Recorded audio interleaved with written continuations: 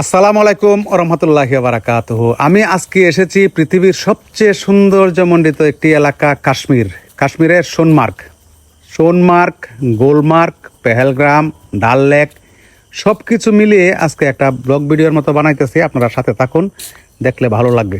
আপনারা যদি কেউ কাশ্মীরে আসেন তাহলে ভুলে যাবেন নিজের দেশের কথা, ভুলে যাবেন পরিবার পরিজনের কথা। এত সুন্দর একটা সাফল্যমণ্ডিত এলাকা এটা।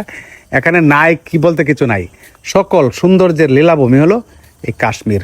পেহেলগ্রাম, সোনমার্গ, ডাল লেক, লাদাখ, এই এলাকাগুলায় চমৎকার একটা ভিউ আমি রয়েছি। একটা হলো সোনমার্গে স্নোফল আমি পেয়েছি, স্নোফল পড়তেছে। আপনারা যদি কাশ্মীরে আসেন তাহলে অবশ্যই এই কয়েকটি স্থানের কথা আপনারা ভুলবেন না। সোনমার্গ, গুলমার্গ, পেহেলগ্রাম, ডাল লেক, পরে হলো টিউলিপ গার্ডেন এবং লাদাখ, এইসব এলাকাগুলো ঘুরে যাবেন। এই যে বরফ আর বরফ, আর আমি হলো বরফও পেয়েছি, তুষারও পেয়েছি, স্নোফলও পেয়েছি, সব কিছু পেয়েছি আমি পাশাপাশি সময় থেকেই। মাত্র 10-12 দিন আমি সময় ছিলাম। এটা হলো যারা অতিরিক্ত বরফে ঠান্ডা জমে যায় তাদেরকে এই হিট রুমে ভিতরে ঢুকে, এখানে কিন্তু হিটার আছে গ্লাস দিয়ে ঘেরাও করা, এটার ভিতরে হলো এই পরিবেশ। খুব সুন্দর একটা হোটেল, 5 স্টার মানের হোটেল। আমাদের যুবকদের ক্রাশ, এই যে আমার পাশেই রয়েছে দেখেন, যুবকদের ক্রাশ হলো থার গাড়ি। ইন্ডিয়াতে তো থার গাড়ি হলো অ্যাভেলেবেল, থার গাড়ি। এবং আপনারা যদি আসেন তাহলে প্রথমত আপনাদেরকে আমি অনুরোধ করব, আপনারা সবার প্রথমে এই যে যুবকদের ক্রাশ থার গাড়ি আপনারা আসবেন। আমি যে স্থানে রয়েছি এই স্থানের পিছনে রয়েছে হলো আফগানিস্তানের বর্ডার, এবং এক পাশে হলো চীনের তিব্বতের অংশ, আর এক পাশে হলো পাকিস্তানের অংশ। এই কর্নারে আমি রয়েছি, 3টা দেশের বর্ডার আমি পেয়েছি। আপনি গোলমার্গ আসবেন আর ঘোড়ায় চড়বেন না, এটা কোনো কথা না, এটা অবশ্যই করবেন। ঘোড়ার রাইড করতে গেলে অবশ্যই ঘোড়ার সওয়ারি যারা আছে, যারা এই ঘোড়ার চালক, তাদের কাছ থেকে দামাদামি করে নেবেন। আমার কাছ থেকে 4,500 রুপি নিছে 2 ঘোড়া।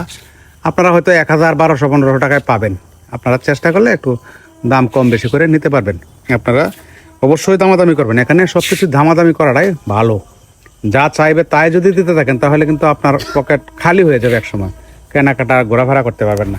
তবে আপনাদের সকলকে আমি অনুরোধ করবো, আপনারা যদি ওই কাশ্মীরে আসেন তাহলে আপনাদের কাছে সবচেয়ে যে ব্যাপারটা, এটা হলো সন্ধ্যার পরই খাওয়া দাওয়া করে আপনারা ঘুমিয়ে যাবেন। ঘুমিয়ে যায় খুব ভোরবেলা উঠবেন। খুব ভোরবেলা উঠে আপনাদেরকে অবশ্যই এই সোনমার্গ, গোলমার্গ যদি যান তাহলে ভোরবেলায় আপনাকে যাইতে হবে, না হলে কিন্তু আপনি সব কিছু দেখতে পারবেন না। আর এখানে যদি গন্ডোলা রাইডে আপনি চড়তে চান তাহলে আপনাকে অনলাইনে টিকিট করতে হবে। যারা আকাশপথে যে কেবল কারে চড়ে ওইটা যদি চড়তে চান তাহলে আপনাকে অবশ্যই আগে অনলাইনে টিকিট কেটে পরে কিন্তু আপনাকে বুকিং নিয়ে এই স্থানে আসতে হবে।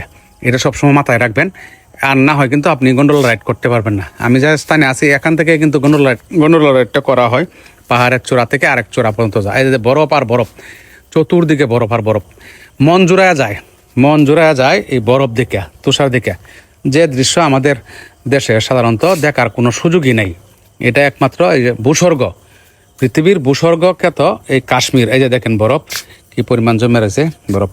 এবং খুবই চমৎকার একটা দৃশ্য, পাইন গাছ, বরফ, পাহাড়, পাথর, নদী, ঝর্ণা, টিউলিপ গার্ডেন, ডাল লেক, সব কিছু মিলে এমন কোনো সিনারি নাই যে সিনারি এই কাশ্মীরে নাই।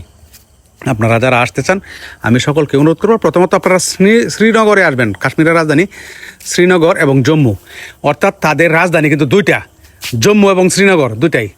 শীতকালে হলো জম্মুতে চলে আসে, আর শীত যখন চলে যায় তখন একটু গরমকাল যখন আসে তখন আপনারা ওই শ্রীনগরে যখন আসবেন, শ্রীনগর থেকে কিন্তু সবচেয়ে ভালো ভালো দৃশ্যগুলো মূলত দেখা যায়।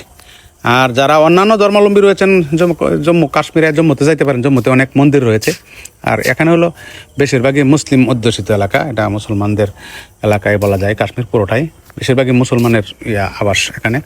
আর তাদের চেহারা ছবি হলো পাকিস্তানের টাইপের, ওই দিকের মানুষের মতো, ব্যবহারও ওই রকম খুব ভালো। তারা একটু দামটা বেশি নেয় আর কি, সব জিনিসে হোটেলে খাওয়া দাওয়া সব কিছুই দামাদামি করে নিলে তখন কিন্তু আপনি ঠকবেন না, অন্যথায় আপনি ঠকে যাবেন। যার জন্যই আপনারা যারা এখানে রাইড করবেন আসবেন, অবশ্যই রেগুলার ভোরবেলা উঠে আপনারা রাইডে যাবেন, তাহলে সব কিছু সুন্দরভাবে দেখাশোনা দেখতে পারবেন। এখানে যেহেতু আমরা যাই আসি শুধু ঘুরে ফিরে দেখার জন্যই। আর এই যে চমৎকার দৃশ্যগুলো, এই যে আপেল গার্ডেন, এই আপেল গার্ডেন কিন্তু আমার কাছে সেই লাগছে। আমি তো একটু লেটে আসছি, যার জন্য আপেলের পরিমাণ একটু কমে গেছে। তাও আছে, প্রচুর আপেল ধরে আছে, দেখেন গাছে প্রচুর আপেল ধরে আছে। এখানে আসলে আপনি তরতাজা আপেলের জুস খাইতে পারবেন। এটা হলো পেহেলগ্রামের রাস্তায় পড়বে। আপনি যখন পেহেলগ্রাম যাবেন তখন এই রাস্তার ডান পাশে বাম পাশে মাইলকে মাইল আপেলের গার্ডেন। সকলকে ধন্যবাদ, আল্লাহ হাফেজ, দেখা হবে অন্য কোনো ভিডিওতে।